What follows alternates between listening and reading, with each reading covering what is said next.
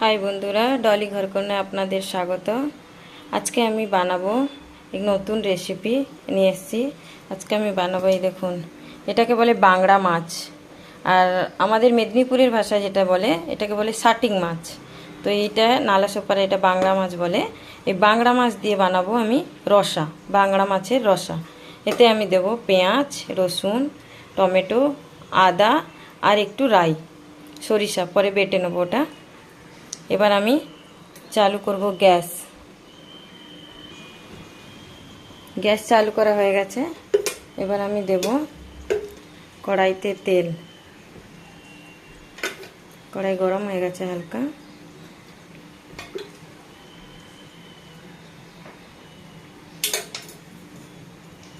দিয়ে দিচ্ছি সাদা তেল। মাছের মধ্যে আমি নুন আর হলুদ দিয়ে, কড়াইতে তেল গরম হতে হতে আমি এটা নুন আর হলুদ দিয়ে মাছটাকে আমি মেখে নেব।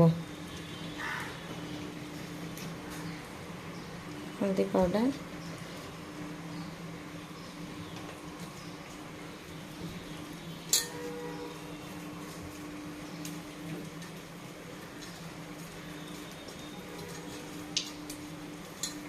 মাছটাকে আমি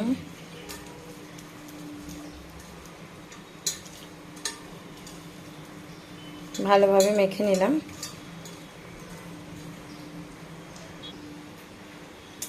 কড়াইতে তেল গরম হয়ে গেছে।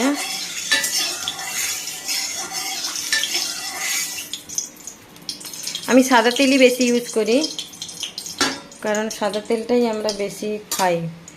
তো ওই জন্যই সব সবজিতে, মাছে, সব জায়গাতে একটু সাদা তেল ইউজ করি বেশি। আর যখন কোনো ভাজা বা মাখা হয় তখন আমি সর্ষের তেল ইউজ করি। যেমন আলু মাখা, বেগুন মাখা, ওগুলো সর্ষের তেল ভালো লাগে। তো আমি এবার কি করব, আমি মাছগুলোকে ভেজে নেব।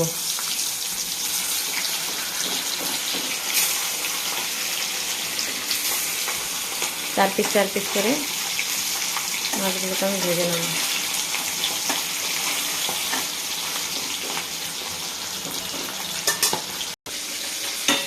মাছের এক পিঠ হয়ে গেছে, আমি এবারে পাল্টে দেব। এই এখন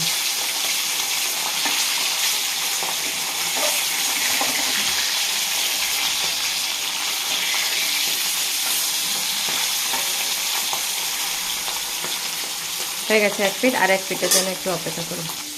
বন্ধুরা, এরই মাঝখানে আমি শিলে নিয়েছি, এটা পাট্টা বলে এখানকার ভাষাতে, আমাদের দেশের ভাষাতে আমরা শিল বলি। এই দেখুন, সরিষা আর কাঁচা লঙ্কা আমি একটু বেটে নেব। বন্ধুরা, আর এক পিঠ হয়ে গেছে, এটাকে দেখে নেবো। একদম লাল লাল করে ভেজে নেবো মাছগুলোকে।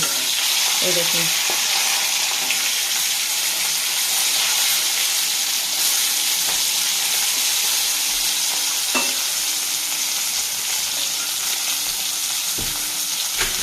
একটু হয়ে গেছে।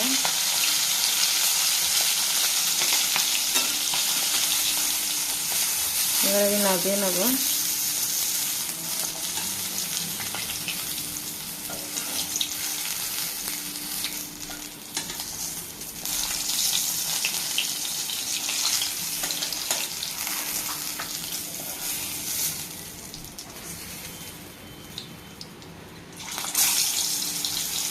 গ্যাসটা বাড়িয়ে দিলাম।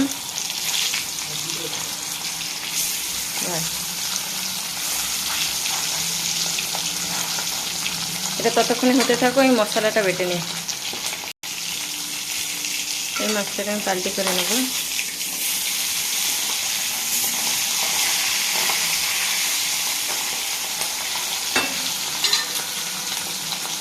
এটাতে আমার ছোটো মেয়ের খাবার বসেছে, দেখুন।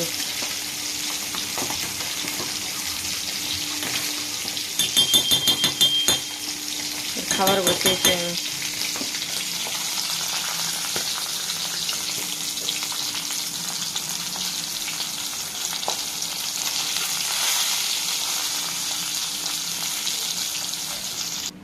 মাছ ভাজা হয়ে গেছে বন্ধুরা, এবার আমি এতে আলু ভেজে নেব।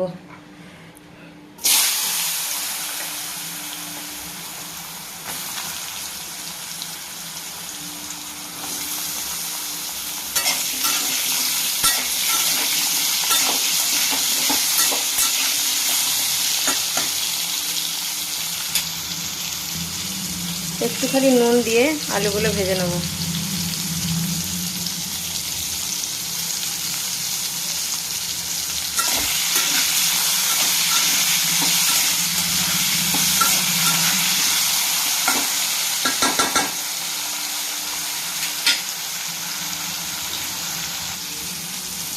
এবার আমি দেব ঢাকা। দেখুন বন্ধুরা, আজকে সকালের ওয়েদারটা দেখুন। এখন বাজে 9টা শায়দ, ওরকমই হবে। ওয়েদারটাই দেখুন কত সুন্দর, বৃষ্টি হচ্ছে।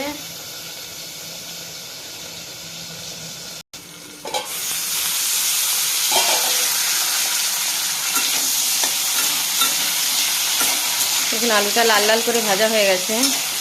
এবার আমি আলুটাকে তুলে নেব।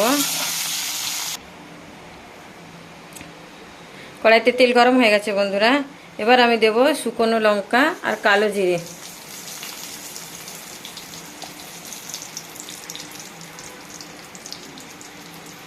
নুন ডাব্বার ঢাকন ছিল না, এই জন্য চিপকে গেছে এতে। এখন বৃষ্টির সময় অলরেডি সব জিনিসই একটু স্যাঁতস্যাঁতে হয়ে গেছে।